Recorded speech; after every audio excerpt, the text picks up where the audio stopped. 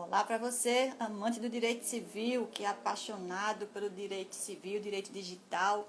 As relações privadas é o seu objeto de estudo? Essa é a sua live. Hoje com uma participação super especial da nossa queridíssima professora doutora Daniele Teixeira, que daqui a pouquinho entra aqui com a gente. Olá, Everton, boa noite para você. Vamos ver quem chega mais por aqui. Vocês vão amar a nossa convidada de hoje, entende tudo sobre direito de sucessões, é uma diva no assunto e vai conversar bastante aqui com a gente sobre tudo que a gente pensa na era digital e essa linguagem do Código Civil. Olá, Everton, olá, Cristiane. Quem mais está chegando aqui comigo? Vamos aguardar um pouquinho para a Daniela entrar. Júlia, olá Júlia. Quem aí já pensou em organizar a sua vida digital para depois da morte? Afinal, morte é um tabu, testamento muito mais, e nem todo mundo gosta de falar sobre morte, muito menos pensar em organizar uma vida após a morte. Deixa eu ver aqui, a Daniela já está entrando.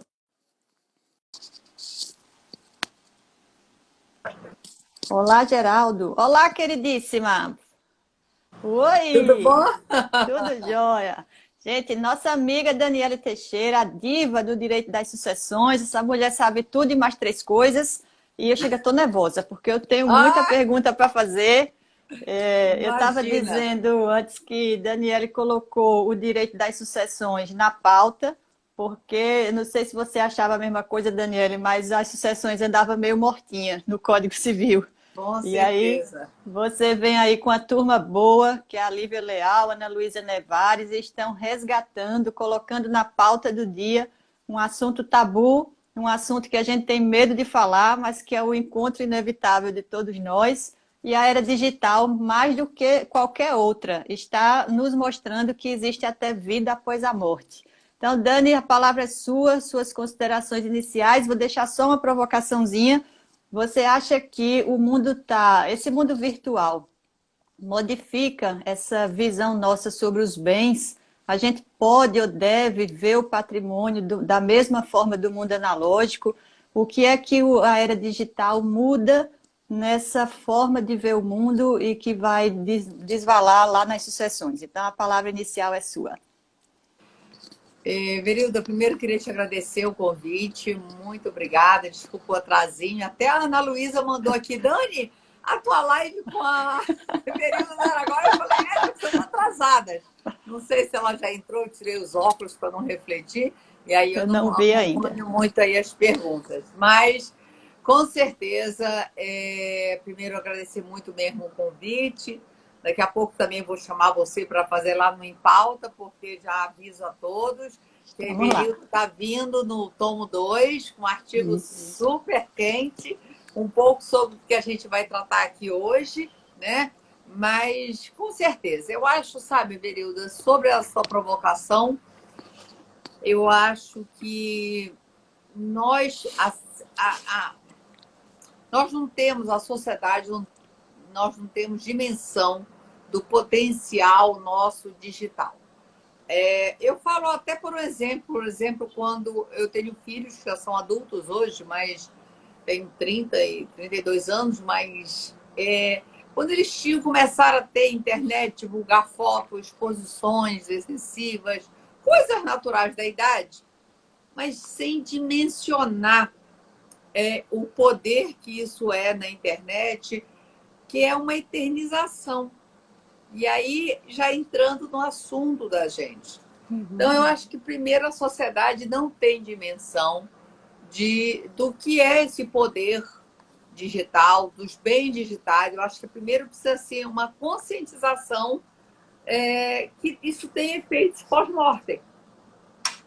Acho que nós não temos ainda a grandeza disso, mas nós do setor jurídico, do setor.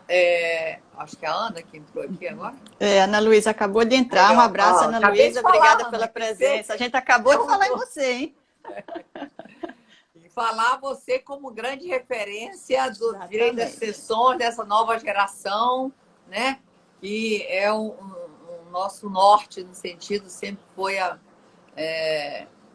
aprendi os direitos de sucessões pela Ana Luísa, ela foi minha professora, inclusive. Foi mesmo? Foi. E é porque eu sou bem mais velha, mas eu fiz a graduação bem mais recentemente, né? Então, o Por seu creme isso, francês é bom, hein, minha filha? Porque o rostinho está ótimo. tenho filho de 32, vai fazer 33, idade de Cristo já esses dias, esse mês agora de Então, foi setembro. gravidez na adolescência, mas tudo bem, vamos continuar.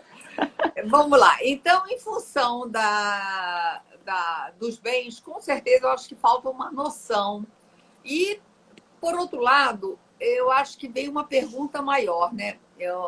A Ana Luísa, a gente também fez uma live esses dias, lá no Em Pauta, sobre as potencialidades do testamento. Mas é claro que a nossa sociedade não tem o hábito de testar, de exercer a nossa autonomia.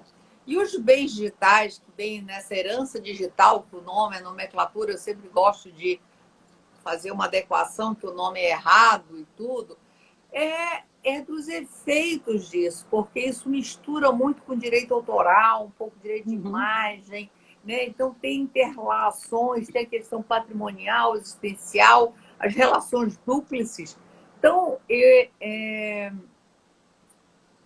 isso está provocando, porque tem questões muito importantes para nossa como vamos organizar isso, que meios vamos organizar isso, mas talvez isso incomode mais na prática, fazer a pergunta: você quer que seus filhos vejam, as outras pessoas vejam as suas mensagens de WhatsApp, as suas trocas de mensagens, e isso provoque e toque a pessoa de uma forma mais pessoal do que, às vezes, a questão de um patrimônio.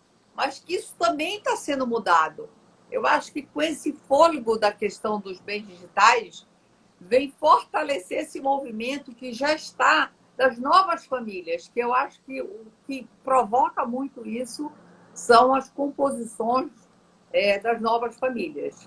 E aí vem várias outras coisas que a gente, mas só respondendo de forma curta para você, com certeza é necessário essa organização.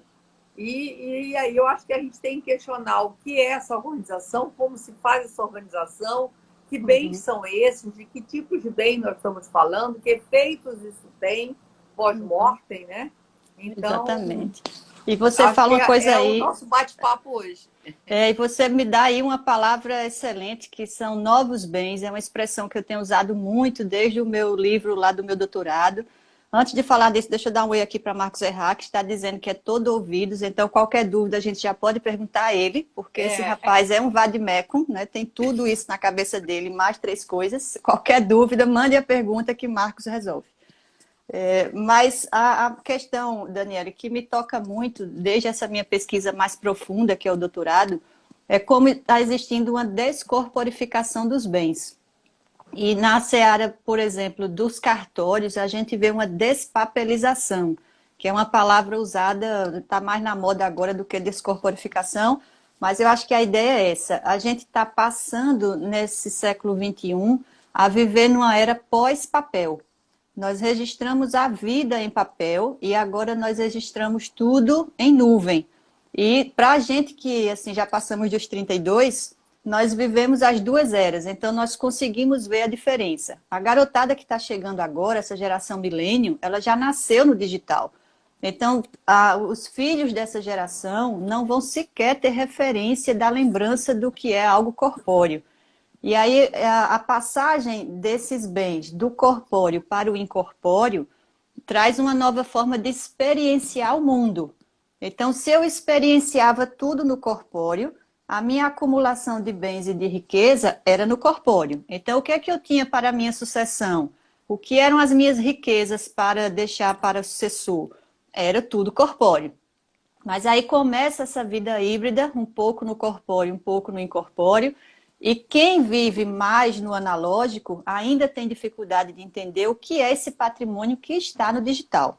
Essa nova geração já começa a entender muito mais que as novas riquezas, as novas formas de apropriação têm uma nova dinâmica.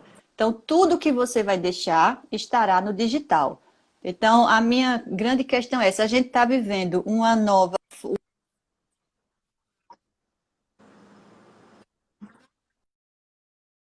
era de uma geração mais velha e que daqui a pouco será a única linguagem que a gente vai ter para usar nos bens.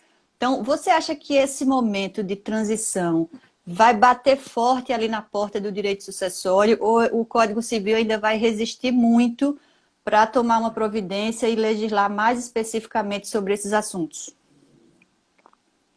Bem, bater vai bater na porta. Sobre a questão de legislar, eu acho assim, primeiro a sociedade ela vive e as transformações sociais correm atrás, né, o direito corre atrás das mudanças sociais. E as transformações sociais existem não só socioeconômicas, composições das famílias, da propriedade. Inclusive, quando nós fomos falar do artigo que você foi fazer para o tomo 2, eu quis pegar muito esse viés exatamente de propriedade, dessa desconstrução de propriedade, que até um tempo atrás, Verilda, a riqueza de uma família ou de uma pessoa era oriunda só de bens imóveis, né? Uhum. Eram casas, terrenos, vilas, né, conjugados, sítios, fazendas, eram em bens imóveis. Essa transição para os bens móveis, que nós já temos uma versalidade imensa, e nós estamos agora dentro desses bens móveis para esses bens digitais, incorpóreos. Um dia desse eu tive um inventário que era só de direito autoral.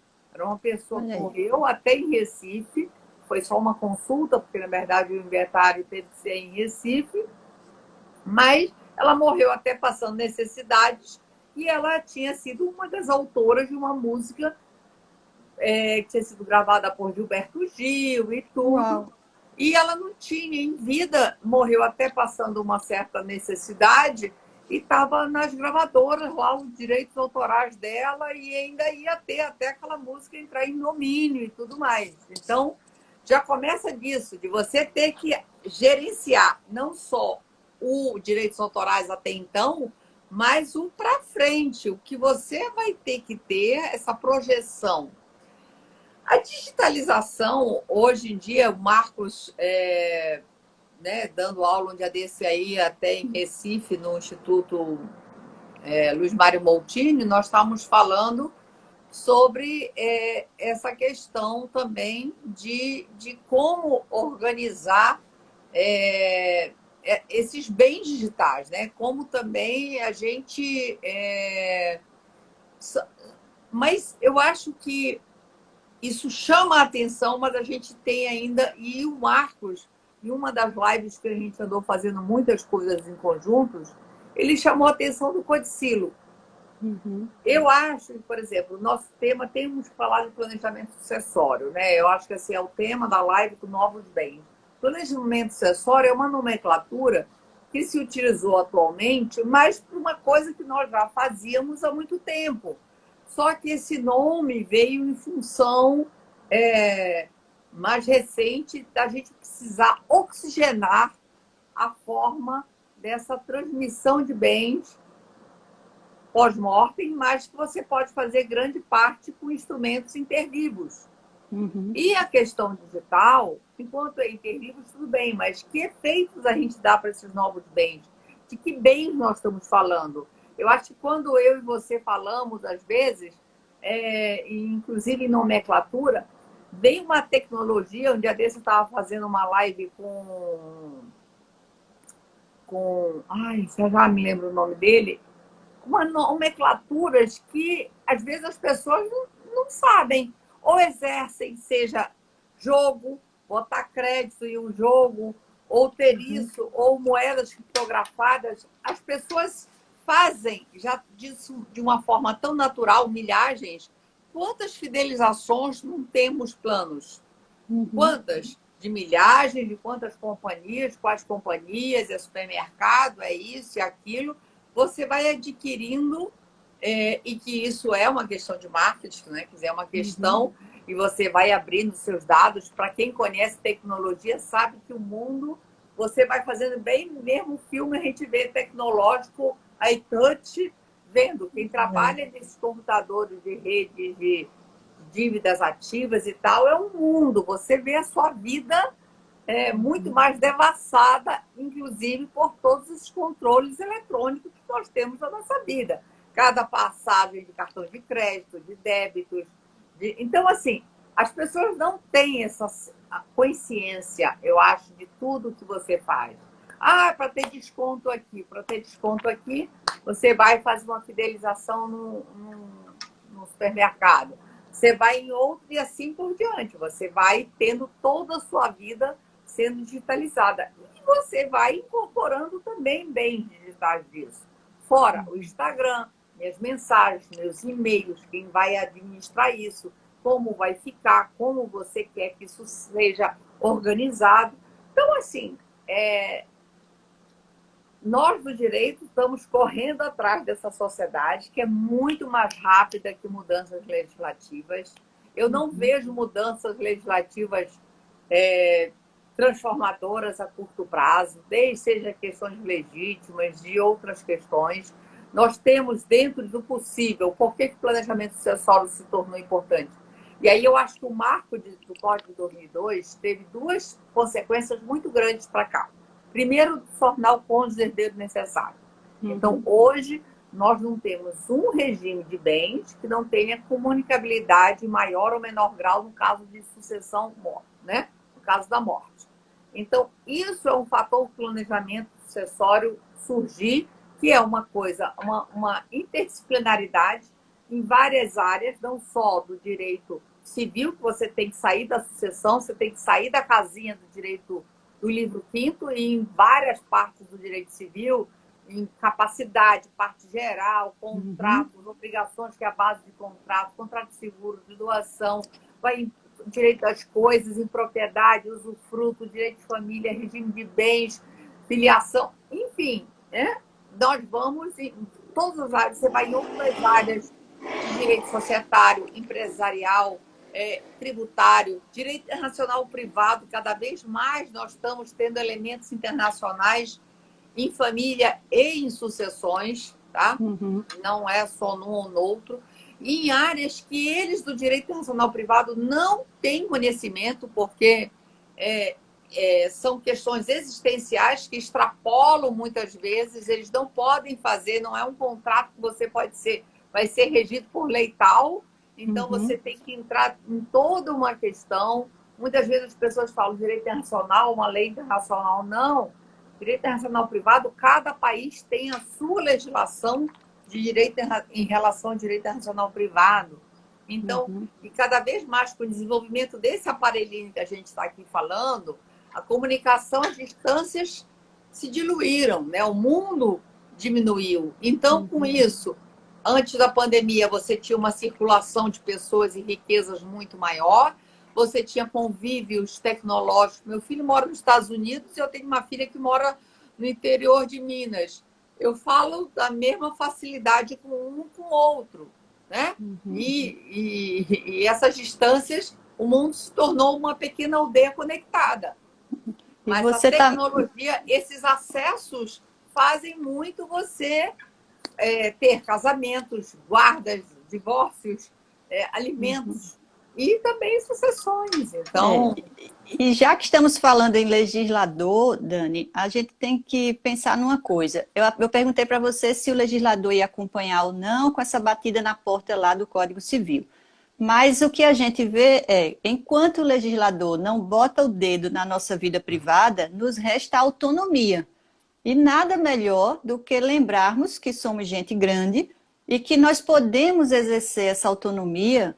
Eu não sei se você concorda comigo, que nas sucessões ainda fica um pouco mais ampla do que no direito de família. Eu acho que a gente tem muito mais restrições, muito mais regras para a vida do que para a morte. Então, lá no direito de família, você tem muitas regras para divórcio, muitas regras para guarda, muita regra para alimento, mas o direito sucessório fica ali com um parâmetro mais curto de trabalho. Então, resta autonomia. E aí, o que você vai fazer com a sua vida digital, ou seus bens digitais, não precisa esperar pelo legislador. A gente pode aumentar o exercício da autonomia. Eu sou uma entusiasta desse uso da autonomia, com responsabilidade, lógico, mas essa lei que faz tudo pela gente e a gente acaba não fazendo nada e depois reclama que não gostou do resultado.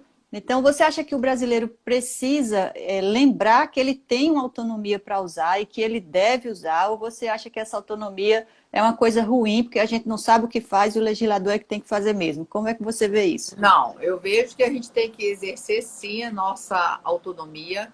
E eu trabalho a sucessão, o planejamento sucessório com dois princípios constitucionais: autonomia e solidariedade familiar. Então, eu não acho que elas são excludentes, pelo contrário, são complementares. Você pode sim estar utilizando os dois. No caso da questão dos bens digitais, com certeza, eu acho mais difícil. Eu estava falando que o Código de 2002 teve duas alterações que influenciaram muito nessa nossa sociedade. Uma é que tornar o cônjuge, como a Ana Luísa fala, supercônjuge, porque ele concorre com os descendentes, com ascendentes e está em terceiro lugar, né? Bem, é uma situação do Brasil. Eu acho que o problema do cônjuge ser herdeiro necessário foi o maior problema no Brasil em questão de nós não termos outras liberdades, outras formas de flexibilizar isso. Então, isso botou o dedo no último suspiro de autonomia que nós tínhamos, nesse sentido. Então, existe a legítima também, eu não vejo uma coisa com uma outra mudança a curto prazo, né? Curto e médio prazo não vejo uma alteração da legítima. Sou crítica a ela, principalmente por nós vivermos mais, ter maior autonomia, exercer, construirmos esse patrimônio ao longo da vida, então de termos mais ingerência. E hoje, infelizmente, você pode gastar todo o seu patrimônio, que acaba não gastando, mas você tem herdeiros necessários, você tem que restringir, e as pessoas esquecem. Hoje, como as pessoas sobrevivem mais, eu não tenho filho, não tenho herdeiros. Ascendentes são herdeiros necessários. Então, lembrando, né, não é só para baixo a linha, é também para cima. Então, nós temos aí essa questão. E outro fator que eu acho é que o testamento, a partir de 2002, pôde, né, dispor de questões de conteúdo não existencial, não só não patrimonial, de questões existenciais. Isso veio a nos atender em muitas questões, principalmente porque nós não temos no Brasil um trust ou uma fidúcia que poderiam estar. Então, o testamento é o nosso instituto que nós temos ali para estarmos atendendo essas demandas. Mas, na verdade, na prática, como se diz, o brasileiro, culturalmente, ele não tem o hábito de fazer testamento. Seja por essa questão de não querer pensar na morte, não querer pensar, e aí o que eu acho que a questão prática é que te faz pensar, e aí é muito as transformações das famílias que faz, opa, estou casando de novo, e agora, como é que faz? Já passei por um divórcio, e aí, não quero comunicar, estou casando com uma pessoa que já tem 2 filhos, tem o patrimônio dela, não quer. Então, essas situações fáticas que estão fazendo as pessoas, que o cliente não chega, quero fazer o planejamento.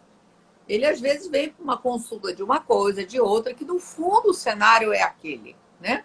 Que, tirando essa questão do planejamento, que é uma organização patrimonial com transmissão de bens visando a sucessão, e que você tem instrumentos, desde opções que você tem que fazer, se você vai usar um testamento ou uma doação, os efeitos jurídicos, você tem, por mais que o cliente até já tenha uma ideia do que ele queira, você tem que fazer uma análise daquela família em concreto. E a questão dos bens digitais, quando eu comecei a estudar planejamento, eu vi uma aula que, não, você tem que trazer as milhagens e tal. E aí, dessa questão de milhagem, você vai falar, para quem tem pouca milhagem, ou quem não tem milhagem, isso não é nada. Mas você está falando de pessoas que podem ter 1 milhão em milhagem, isso tem um reflexo econômico, ou aquilo pode ser dentro daquele patrimônio irrisório que nem vai ser levado em consideração.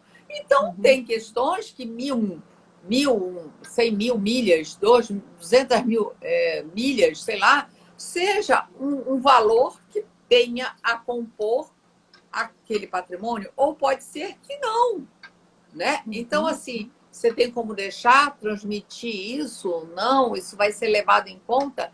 E aí eu te puxo já um outro questionamento, inclusive que o Marcos, um dia conversando numa live desse com ele, falou, do codicilo. Da gente, e aí eu falo que isso é um processo que nós estamos, quando a gente precisa oxigenar, Everilda, o nosso direito sucessório, com mais instrumentos, que o planejamento nada mais é do que você sair só dos instrumentos morte-causa, testamento, fideicomisso, codicilo, e ir para outros instrumentos intervivos, ou um seguro de vida que não entra no inventário, tem suas vantagens, né? Tem uma rápida liquidez, hoje em dia tem uma sofisticação de diversas formas de seguro, de como você pode estar fazendo seguro com fins específicos, inclusive para pagar tributos, que as pessoas esquecem que nós temos esse fator muito importante, que é a tributação mortis-causa, ou do ITD, só simplesmente da doação. Então, são escolhas que o autor de herança tem que fazer, seja em vida, seja pós-mortes, e os efeitos jurídicos disso. E aí, quando eu falo, o codicilo é um instrumento que nós mostra, mais uma vez, como o brasileiro não tem a cultura de exercer a autonomia dele. Eu concordo com você que realmente ela é muito importante. Olha lá, o casal, né, quando vai instituir núpcias ou uma união estável, isso é um assunto desagradável, escolher o regime de bens. É uma saia justa. Falar em propriedade, você fala em negócio, fala até em boteco, em negócios seu, do amigo e tal, mas em família. Dizer, olha, nós temos isso, nós estamos comprando isso, nós estamos isso, eu estou pensando nisso, trocar ideias. A não ser que seja uma empresa, é difícil as famílias que compartilham essas informações. Se não é uma pessoa que está indo para uma segunda núpcia, você não fala, a não ser que venha de uma empresa familiar, que aí já vem até uma orientação da empresa, tipo de casar com regime de separação total de bens. Então, o brasileiro já tem essa questão, eu acho que vem muito da nossa cultura cristã, mas cristã católica, que tem culpa em ter patrimônio, porque o anglicão, o cristianismo protestante, ele não tem.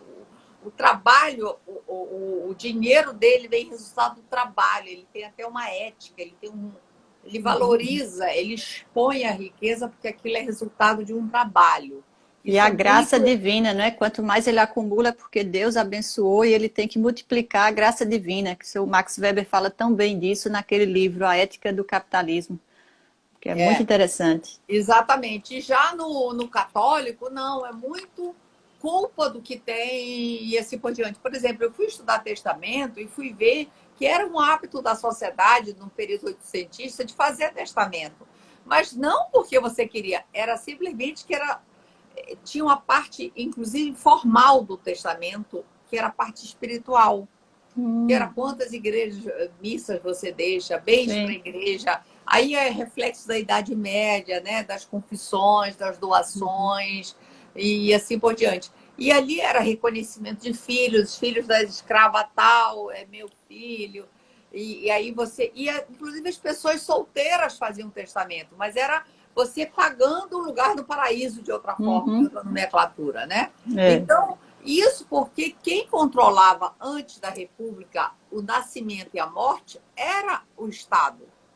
Era a igreja, na verdade, não era o Estado, era a igreja, né? Então, o controle de livros de nascimentos e mortes era a igreja que tinha esse controle. Bem, passou para o Estado, veio o Código 16, que durou 15 anos para ser aprovado, veio a legítima, e o brasileiro, por si só, por ser muito pacífico de não exercer a sua sucessão testamentária, a sua vontade, ele fica lá, passivo, aí vem a lei e determina como você quer. O que acontece é que com essas transformações socioeconômicas provocaram fazer as pessoas saírem disso, começarem a exercer essa sucessão testamentária. Uhum. E deixa eu perguntar. Exercer essa autonomia. Eu estava lembrando aqui de uma expressão que você usou lá no começo, que às vezes a gente pode se preocupar com isso só para não ter a intimidade, digamos assim, aberta para os sucessores. A gente nunca falou tanto como agora sobre privacidade do morto. É um assunto que vem muito com essas discussões de sucessões e a chamada sucessão digital. E aí eu vejo o seguinte, numa vida corpórea, lá dos bens corpóreos, eu já escutei muito em escritório, já escutei de pessoas falando disso, e sempre tinha alguém que dizia assim, quando eu morrer vocês briguem à vontade, porque eu não vou estar mais aqui, não me interessa mais. Só que o mundo da internet era um lugarzinho que a gente começou colocando a nossa privacidade. Então, aquelas mensagens que ninguém podia ver por carta, e-mails trocados que não ia correr o risco de ser interceptado como numa carta. Então, o mundo da internet guardou a nossa intimidade mais do que a privacidade. E aí, quando você não estiver mais lá, como a primeira fala disse, mas você pode se sentir desonrado de um herdeiro ter acesso a coisas que você não queria que ele tivesse. Então, me parece que o planejamento sucessório hoje pode ser que seja estimulado para que as pessoas possam delimitar o que os herdeiros não devem ver. Porque ele vai ter preocupação do que vai acontecer quando ele não estiver lá. Você pode descobrir aí um caso de amância, não é? Você pode descobrir filhos fora do casamento, você pode descobrir questões políticas sei lá, que não deveriam ser descobertas. De intimidade, sexualidade. Sexualidade, exatamente. Então, assim, um dia desse eu vi um caso concreto, agora com a pandemia, uma pessoa me procurou que estava o celular que eu troquei confidências com meu amigo, ele está hospitalizado, está no celular na mão do pai dele, e aí? Né? Quer dizer, se sentindo extremamente vulnerável, uma coisa que as pessoas, você não tem controle do conteúdo do celular do seu amigo com quem você trocou. Você apaga o seu amigo, você não sabe. Né? Então, nem estou falando a natureza do que falou, das confidências, mas era uma coisa que a pessoa estava extremamente incomodada. E aí, como é que eu tenho, né? Então, os efeitos a gente já vê no direito, por exemplo, quando é computador, a gente já tem uma tutela maior de IP e tal, mas o WhatsApp, muito mais difícil, a contaminação de divulgação de danos. Hoje em dia, até por tanto golpe, semana passada eu sofri um golpe do WhatsApp, né? Então, de você ser clonada durante aqueles momentos, você fica agora cada vez mais o próprio WhatsApp vai criando. Mas aí eu vejo que é uma questão muito mais da tecnologia, da vida. O direito não consegue acompanhar isso. Você vê que as nossas legislações sobre isso estão muito tardias. Até leis de aprovações, a lei agora recente. Então, assim, e aí eu acho que a gente tem que exercer autonomia. E aí, quando a gente está falando de planejamento, que você tem que buscar outros instrumentos, a gente está ressuscitando algumas coisas, como a partilha em vida, que é um artigo. Eu ainda não indico partilha em vida para um cliente. Primeiro, é um instituto que vive com muitas inseguranças jurídicas. Se eu quero dar segurança jurídica, eu não vou estar dando um instituto.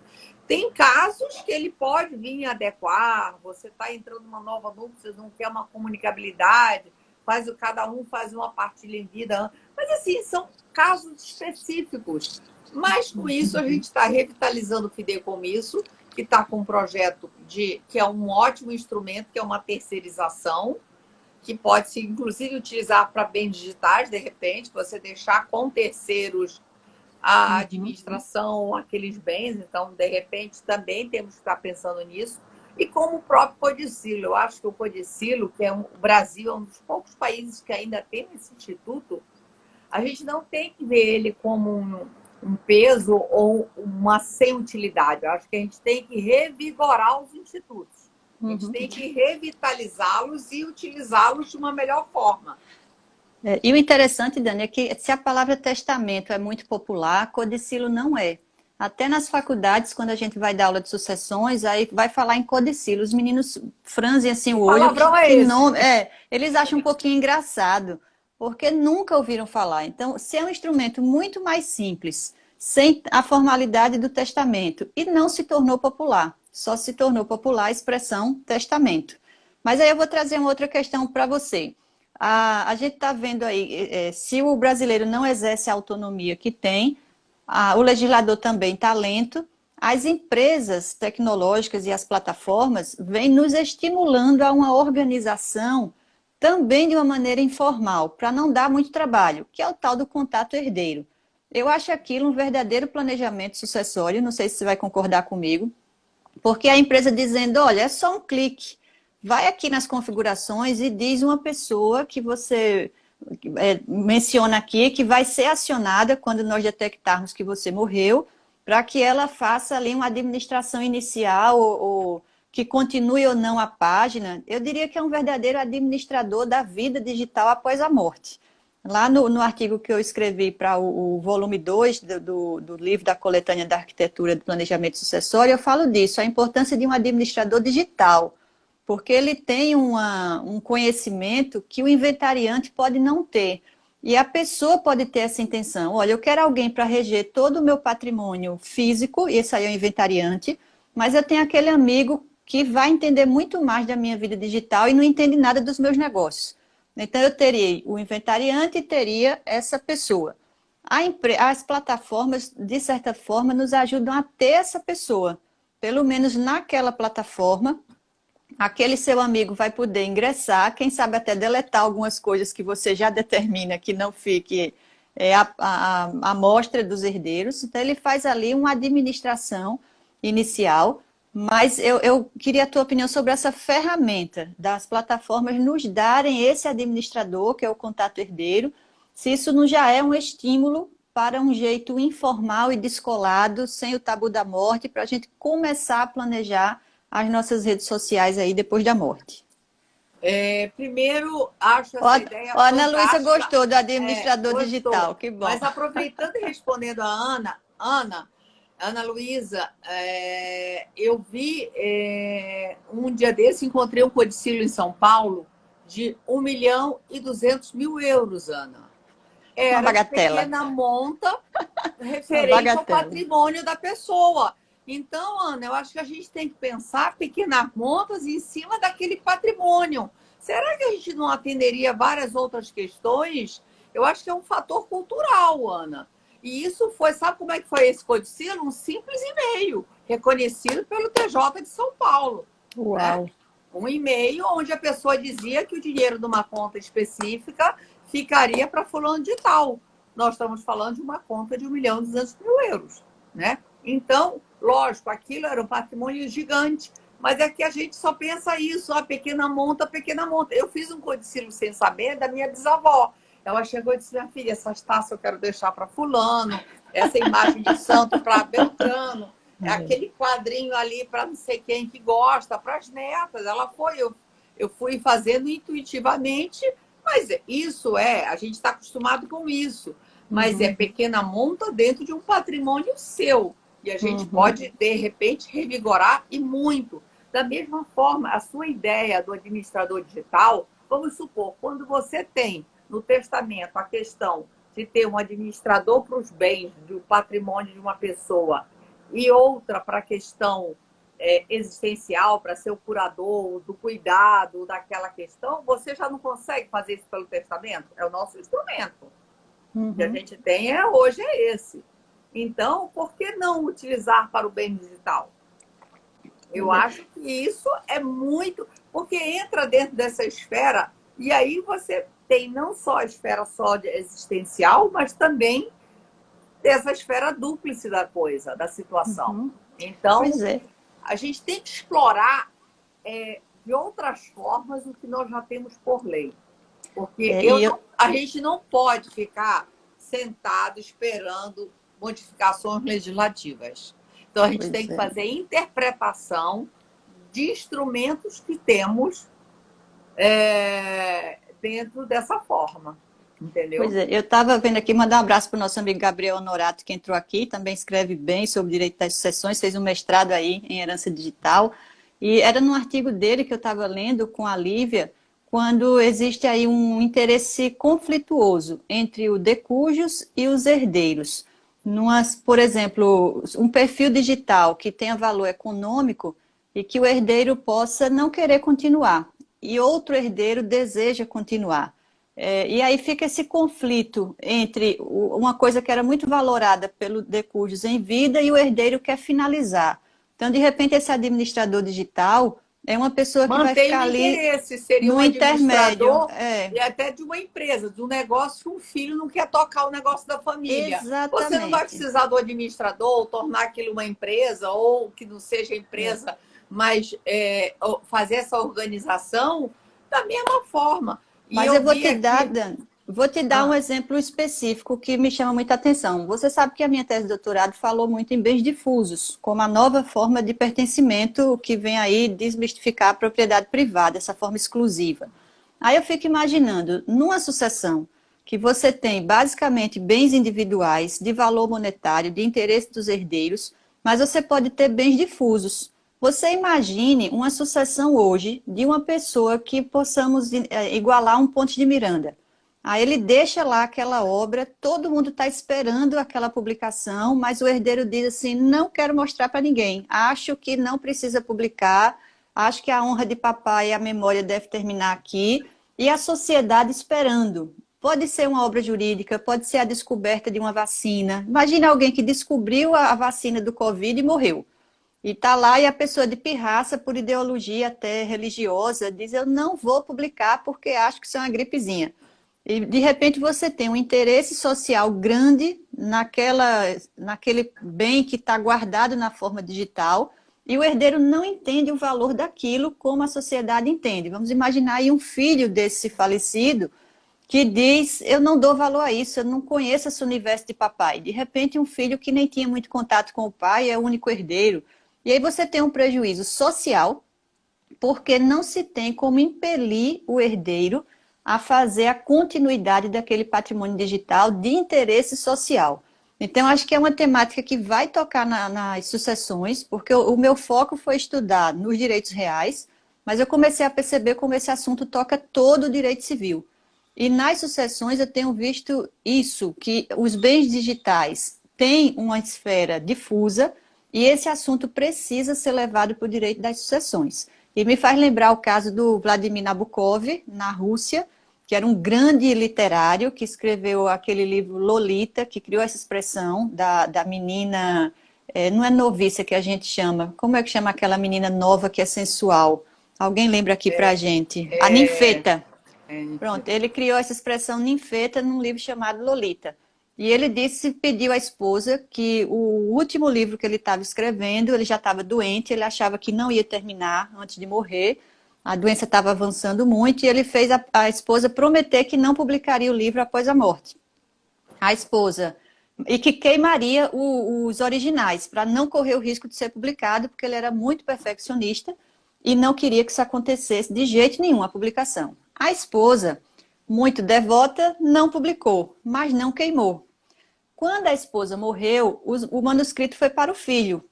E aí o filho disse: eu quero publicar, porque eu entendo a importância de papai para o mundo literário. O Vladimir era como, nós temos aqui um Saramago, um Ariano Suassuna, então na Rússia era um grande escritor, na Europa inteira ele era muito conhecido. Eu confesso a você que eu nunca tinha ouvido falar por esses lados de cá, mas fui percebendo como realmente ele era importante na Rússia e na região europeia. E aí o filho ficou naquela dúvida: queimo, como o papai pediu, ou não queimo e publico porque a sociedade está me pedindo para publicar? Aí o jornal El País lançou uma manchete de primeira página: queimar ou não queimar? E fez uma enquete social se aquele filho deveria ou não queimar aquele manuscrito. Então você vê o interesse social na obra pressionando o herdeiro e o menino na dúvida com a promessa que a mãe tinha feito ao pai, mas que ele mesmo não tinha prometido nada. Então você vê aí o interesse individual com o interesse difuso, porque o conhecimento, você imagine se Don Quixote não existisse, porque alguém não quis publicar. que perda literária, né? As obras de Shakespeare, se não tivesse chegado até nós, é uma perda, sim. Então, esse conflito dos bens difusos começam a bater aí na porta do direito das sucessões e não tem resposta para isso nas sucessões, não é não, Daniele? Não, não tem, e vou te falar. Eu acho que nada, nem ninguém melhor do que Stefano Rodotà para falar dos bens comuns, dessa questão dos bens difusos. Acho que a gente tem que se pegar fundamentos nele, no que ele entende disso, para a gente utilizar para essa versão, para essa a perspectiva do direito sucessório. Com certeza, acho que a gente estará bem amparada, como sempre teve Stefano Rodotà. Acho sim que. Agora, por exemplo, quando você fala em bens patrimoniais, eu acho que quando a gente fala, inclusive, como o codicilo não poderia ser nos atender, é a minoria da sociedade que tem blogs ou que tem um Instagram que tenha repercussões patrimoniais. É muito mais só ou de imagem ou o normal. Normal, detesto essa palavra normal, né? Mas, assim, usual, vamos dizer assim, né? Então, eu acho que para a grande maioria da sociedade, às vezes, você determinar que finalidade você quer os seus bens, seja através das próprias regras, porque, olha lá, quem já está fazendo isso, normalmente são aplicativos que são internacionais, né, ou transnacionais, que estão aplicando isso para o mundo. E aí temos que adequar o que aquilo é possível dentro do nosso ordenamento, né? Então, esse mundo, eu acho que tem então isso. Então, eu acho que a gente exercer e começar a pensar, que eu acho que é o nosso papel, e aí eu já falo, já faço o chamariz, o artigo da Everilda está maravilhoso aí no tomo 2, que chega agora no segundo semestre, né? E muito faz a gente pensar. Inclusive, assim, é uma pergunta. Nós estamos aqui trocando ideias, Everilda, porque são questões que estão reverberando o nosso dia a dia de perguntas de clientes. Agora, alguém perguntou sobre o Facebook. Tem as políticas lá do Facebook, de memorial, de questões que já teve jurídicas, de fechar o instrumento ou não. O case lá da Alemanha, né, da filha, aqui no Brasil, de como. Então, a gente pensar e mais, é o nosso dia a dia que a gente está. Essa live mesmo vai ficar gravada, né? Vai ficar lá no meu canal do YouTube. Não sei se você tem o seu canal do YouTube, mas normalmente eu. Então, e aí? Isso vai ficar. E outra coisa, a gente trocando ideia, pensando, tem como a gente botar limite? Tem essa questão de cemitério digital. Tudo bem, você pode dizer, eu não quero cemitério digital, eu não quero memorial. E aí que tá, você tem que exercer sua vontade. Se você não determina as coisas, e aí aquela coisa, você penso, mas não dividir, eu quero doar órgãos ou não sei o quê. Só que esse mundo está cada vez mais rico de conteúdos, né? E de várias outras formas, de moedas criptografadas. Bitcoin é uma delas, tem um universo delas. Tem esses jogos que você pode botar verdadeira fortuna, seja as questões de milhagens e tantos outros aplicativos que nós temos. Então, isso suscita muitas perguntas. No Arquitetura, nós já tivemos 3 artigos envolvendo essa questão digital, do Gabriel, da Lívia, tem do Guilherme Magalhães, né, com o Faleiros, o Zé Faleiros. Então, agora vem mais coisa também. Ana Frazão vem escrevendo sobre dados, o Sérgio Negri, vocês bem digitais, porque estão à nossa volta, nós vivemos essa realidade. A gente tem que pensar que consequências isso vai ter. Não só monetariamente, porque nem todos têm essa questão de fundo patrimonial, que quando é só patrimonial é mais fácil. A questão é muito mais o usual, todos nós temos, e o que vai ficar, o canal do YouTube vai ficar lá. E aí eu te pergunto, eu posso não querer ir para o cemitério digital, mas tem como sair da internet depois que É. entrou? Eu Tem como entendo morrer que na não. internet? É Não tem. Até internalizou. deixa eu te contar uma coisa interessante que eu vi essa semana. Depois da Covid e todo mundo, algumas pessoas se internaram, muitas pessoas, e ficaram lá com medo de não sair do hospital. E duas moças tiveram a ideia de uma startup que está bombando nos Estados Unidos.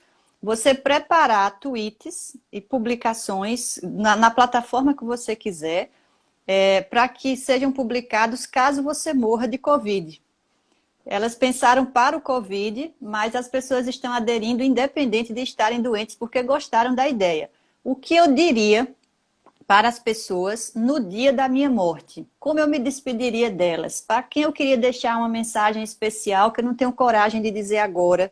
Ou aquela pessoa que eu ainda estou magoada, mas eu queria pedir desculpas caso eu morresse. Então, a empresa é isso, ela guarda as mensagens das pessoas para entregar no dia da morte ou em tantos dias no cronograma que a pessoa determinar. Isso é um planejamento sucessório, não é? Com certeza, qualquer organização patrimonial ou não patrimonial pós-morte, e isso não teria cunho financeiro, provavelmente, mas são Uhum. questões existenciais.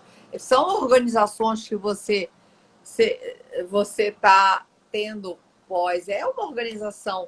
E planejamento sucessório, ele é muito mais. E ele atende a todos nós que compomos a sociedade. Uhum. A gente tem que desconstruir essa imagem de planejamento sucessório só para grandes riquezas ou para quem tem Uhum. patrimônio. É para Isso é todos legal. nós. E todos nós temos bens digitais. Todos nós Uhum. somos. O índice de celulares, né, como é que chama? Quando é dessa forma digital assim, né, que não é só aqueles analógicos, é todos esses é altíssimo no Brasil. Nós Uhum. somos os maiores consumidores desse tipo de mídias, né? A gente está Pois chegando é. no nosso fim, né? Daqui a Estamos pouco. chegando, é verdade. Eu queria até já fazer aqui as minhas despedidas. E, Daniele, acho que é o grande legado que a gente deixa com essas lives e essas discussões é mexer a caixa de areia, mexer o copo d'água com areia dentro, porque enquanto está tudo parado, não evolui. A gente tem que sentir o incômodo. A academia existe para isso, para que a gente comece a escrever sobre esse incômodo, e daqui a pouco isso é lançado na sociedade e muda a legislação. Quanto o direito de família não evoluiu com os incômodos do IBDFAM, não é? De tanta gente que escreveu e as suas contribuições acabaram modificando completamente a visão interpretativa do direito de família. Então, eu acho que você está fazendo isso no direito sucessório. O seu livro, a coletânea, que é seu e de todo mundo que está dentro dela, é um marco hoje no direito sucessório brasileiro. Vocês conseguiram, o trocadilho é ótimo, mas vocês conseguiram ressuscitar o direito de sucessões. A nossa amiga Tatiane Golder, passando aqui um pouco antes, disse que está lendo a sua obra e está amando, porque eu não escuto outro adjetivo do que esse, que é maravilhoso e que quem está lendo está amando. Meus alunos todos já sabem, referência de leitura é planejamento, arquitetura de planejamento sucessório. Então, eu que fiquei honrada de ser chamada para o tomo 2, estou me sentindo até uma celebridade por estar nele, mas eu queria parabenizar você e junto com você, Ana Luísa Nevares, o Gabriel Honorato, a Lívia Leal, que estão ressurgindo com a parte do Código Civil que a gente tinha como a mais chata. E de repente ficou a mais legal de estudar, porque mais do que trazer o tema à tona, é trazer de uma forma didática. Então, em nome de todos nós, leitores, eu agradeço a você por isso, agradeço também a honra de estar aqui nesse bate-papo comigo e que a gente possa se ver muitas outras vezes, agradecendo quem está aqui com a gente também, tenho certeza que amaram o conteúdo e que a gente possa trazer muito mais discussões no direito das sucessões. Então, a palavra é sua para as palavras finais. Perilda, primeiro agradecer muitíssimo, foi um prazer e eu acho assim, um dos sucessos da arquitetura é eu escolher os nomes e conversar. Eu fui conversar com você sobre o artigo, vamos pegar esse viés, porque eu pego normalmente pessoas que já têm um domínio muito grande sobre aquele assunto e como a gente pode dar a perspectiva do planejamento. Então, você, por experiência, viu esse cuidado e fez diferença, viu? Aquela conversa nossa fez toda a diferença para entender o conjunto do que eu deveria escrever. Né? E, foi muito bom. Então, eu que tenho a noção da obra inteira, eu vou fazendo e pedindo, olha, isso aqui eu quero dessa forma, vamos por aqui. Lógico, dentro do seu conteúdo, mas às vezes recortar a perspectiva. E essa personalização, eu acho que é um pouco o sucesso da questão do livro. Lógico que a gente está no matemática, mas você também falando sobre direito das sucessões, eu digo que o livro quinto do Código Civil era o Patinho Feio. E que ele se tornou um grande cisne hoje em dia. E uma área de estudo, mas essa importância não é só no Brasil. Essa é uma importância que o direito sucessório adquiriu no mundo, pelo menos com recorte do mundo ocidental e também no Brasil. E a gente precisa correr, e sim, nós somos doutrina, nós temos que escrever para ajudar os legisladores, a ajudar também os magistrados, com fundamentos, com artigos preparados e a gente bem fundamentada para isso, né? E para a advocacia também ter fundamentos para estarmos exercendo. Muito obrigada mais uma vez pelo convite. E daqui a pouco eu estou te chamando aí, porque eu ainda estou com os autores da Arquitetura em Pauta do primeiro livro. Mas pode chamar. Eu nem sei o que é, mas já aceitei. Gente, um abraço para todo mundo e até a nossa próxima live. Abraço, Daniele. Beijo para todos. Obrigada. Tchau, gente. Tchau.